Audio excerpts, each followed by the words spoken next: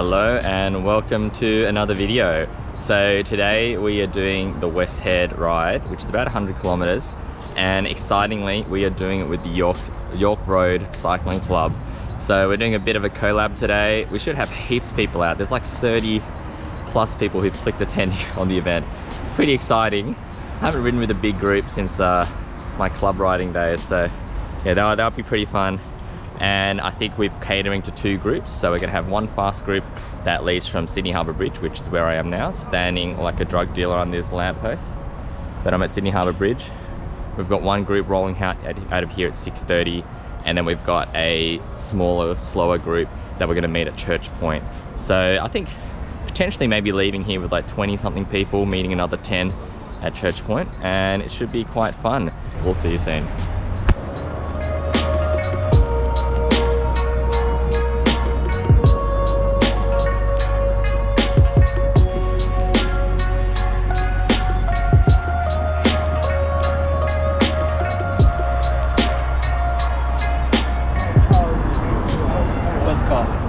How close were you to hitting snooze again?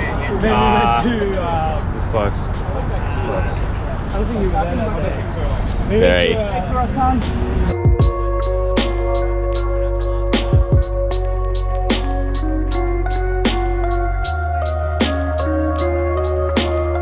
Alright, so I'm here riding with Felix Oates. He runs a YouTube blog about the power of sport, and he's not restricted to just cycling. He's a man of many skills and talents. He can run and he can also swim. So that, I think, even though you can do all those things, I think the most impressive thing I saw recently on your channel was the Everest thing that you did in Vaucluse. Can you tell me a bit about what you're thinking in the last 10 laps? Oh, it was pure pain. It was absolutely horrendous. Well, I did it with both of the bigger races in triathlon. Both three divisions I would be doing along with triathlon, and it's just, yeah, 20 hours on the bike, just was never done fun. So, can't recommend it to anyone, to be quite frank. There you go, Everesting, not as glamorous as they make it look on YouTube. I saw that the end elevation was 9,500. You went over by about 500 meters. Yeah. Was that just to be sure to put the nail in the coffin? We wanted to be sure on the number of laps that we did. Yeah. So the Everesting calculator gave me 167 laps. Yeah. So we agreed that we'd do 170. Yeah. But then we were really intentional about completing the segment. Yeah. So going over the line of the end of the segment, but I think that added on more distance, more elevation. Yeah. So we probably overcooked it a bit in the end, but... Well, I think that's the thing. Over the course of like 170 laps, you add an extra 5 meters on either end, and then yeah, that's like another like 17k. That I don't know if my math is right on that, but yeah. How's 500 if you're listening? I thought a big effort in for you guys to help me out. Validate my ride, please. Go! Too slow, they didn't pay out. Yeah. Which one's your boat, Josh? Mate, I don't have no boats. I can barely afford the Ultegra Mechanical.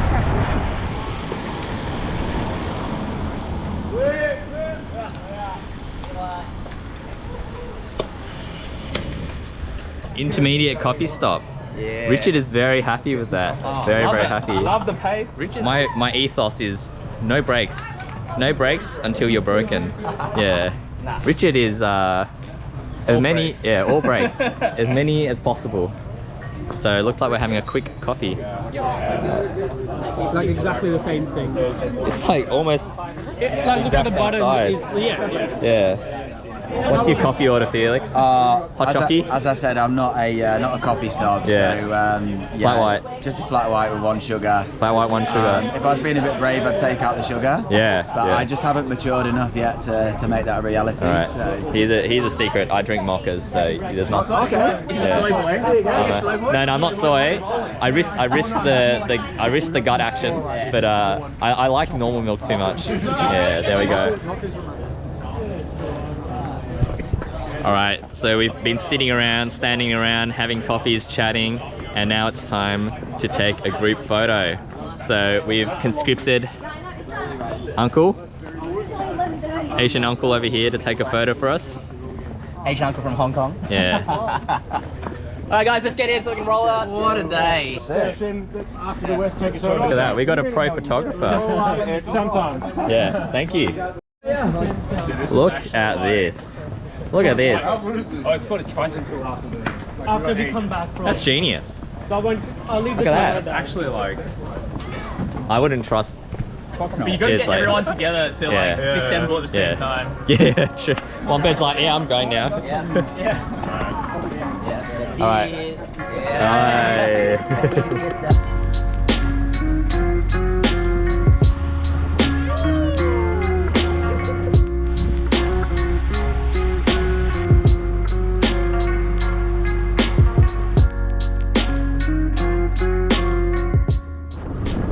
Alright, so we just got into Ku-ring-gai Chase National Park.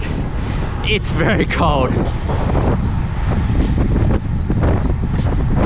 It is quite chilly. You know that it's definitely autumn. It's like, I'm gonna say it's about 10 degrees in here. The arm and leg warmers are gonna start coming out soon. We've got the McCart's Creek climb now. Then we'll go on to West Head. I can't wait to get onto the West Head portion out in the sun. It's gonna be real nice. I like the temperature actually.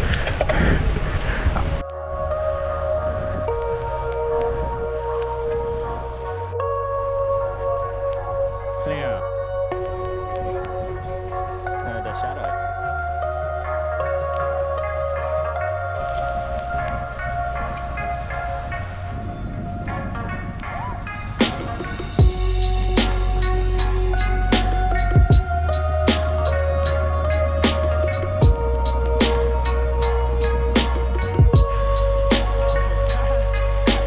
Alright, so heading up McCart's Creek Road, there was a bus and a couple of cars that overtook me, and there ended up being a huge gap between me and the front group.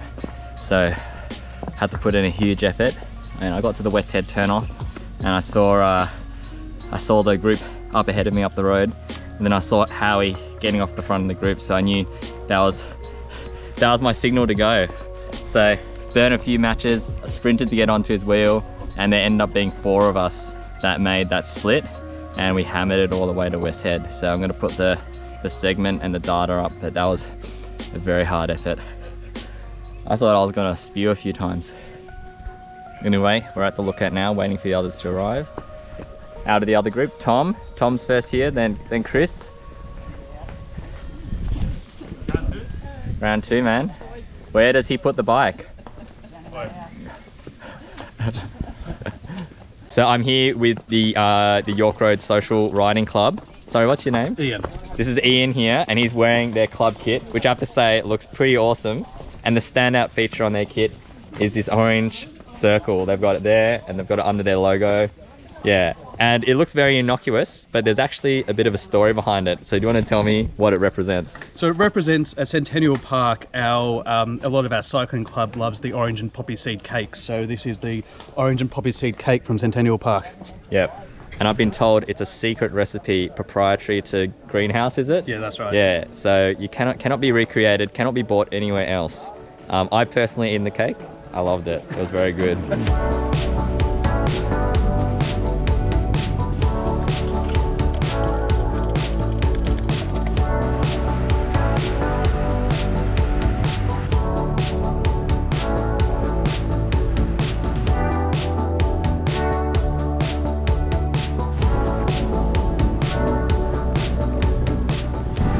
Just finished West Head and we're doing the Ku-ring-gai descent now. I'm going to follow Howie down, see how he goes. Hopefully we get some nice footage.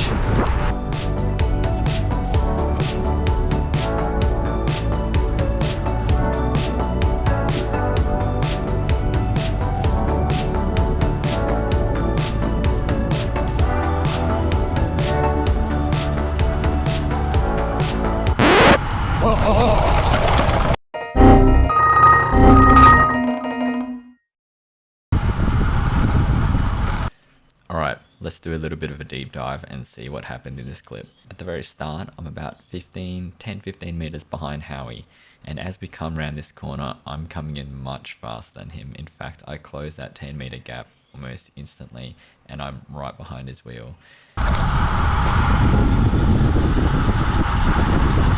Now at this moment I have two choices. I can either slow down or I can try and pass around the outside, and I chose the latter.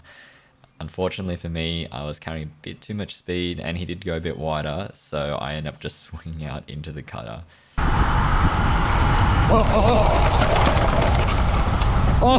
Now I am absolutely gobsmashed that I managed to Matthew Van Der Poel my way out of this. There are some serious sized bouldery rocks in here, and I thought this is the moment where I come off and I die and I get hit by a car.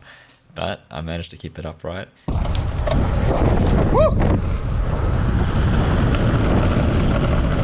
And then the next challenge for me was, as soon as I got back on the road, I noticed I had a flat tire and there was a turn coming up. So I had to try and scrub off speed and pull over to the side with no traction on the front wheel.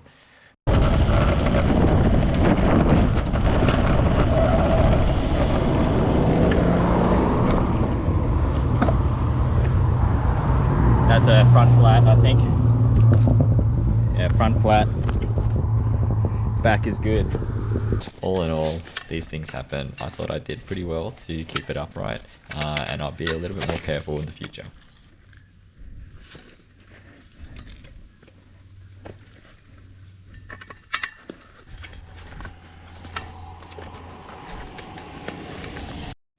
Funnily enough, this is the first time I'm using this CO2 inflator, so wish me luck.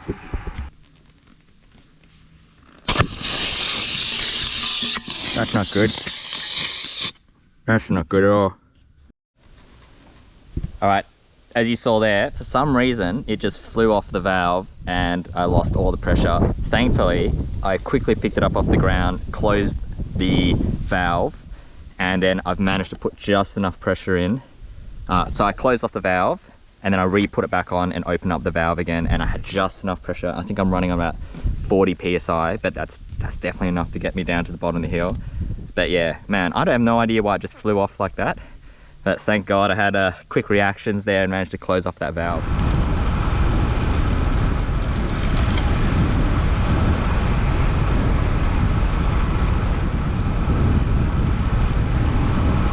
Alright, after a long climb and a nice chat to Felix, he kept me company, here we are at Tempo. The cycling mecca of the north. Now here's a funny thing. I've ridden past Tempo hundreds of times and I've never come here before for a coffee.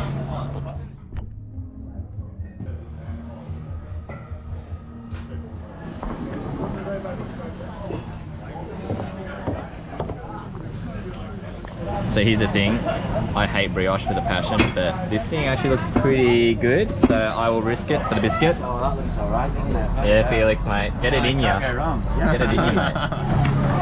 Thankfully, they had a bike pump here. Back up to 60 psi.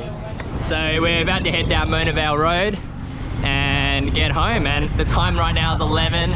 Maybe we'll get home 11:30ish for me. Not bad. What?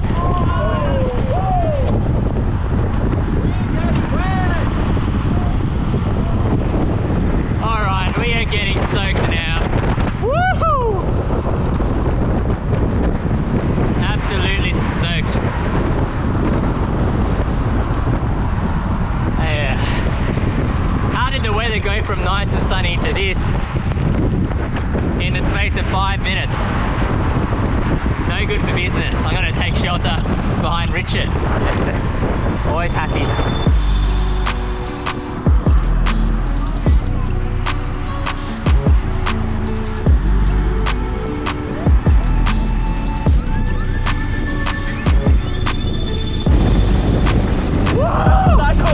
Yeah, baby!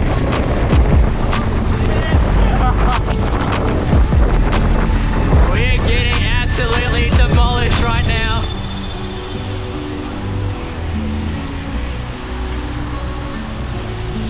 Check this out. I'll see if I can.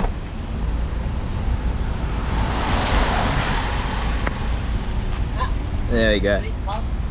Alright, I recorded a little outro on the GoPro, but well, you know, the mic was full of water and all the audio was garbled. So here I am in the comfort and warmth of my house, recording an outro now. That was an awesome ride with the Yorkies out to West Head. I had heaps and heaps of fun. Cycling is a really social sport and it's always so much fun to meet new people and, you know, see what other people in the sport are up to. So big shout out to the Yorkies. And thanks so much for joining us on this ride, and I'll see you in the next one. Now stick around for a little bit longer. I've got a pro tip on how to dry your shoes out. Alright, here is my pro tip for what to do when your cycling shoes get absolutely doused with water. So the problem is, if you just leave them out to dry and it's, you know, you've got a few continuous rainy days, they take too long to dry out and they start to smell a bit funky. So this is a tip my friend gave me. What you do is you get any spare newspaper, or in my case we get our toilet rolls come wrapped in paper. I keep that paper and you stuff the shoes with it overnight, and then the next day you take that out and that paper will absorb most of the moisture, and then they can just dry on their own. So the key thing is getting rid of that initial amount of moisture. So here's my shoes that I stuffed yesterday, and I'm just going to pull out all this paper, and these pieces of paper are like soaked wet right now because they've just been absorbing all that water, and now my shoes can just dry out normally for the remainder. Alright, that's my pro tip, and hopefully it'll stop your shoes, or help your shoes dry faster, and also stop them from smelling funky.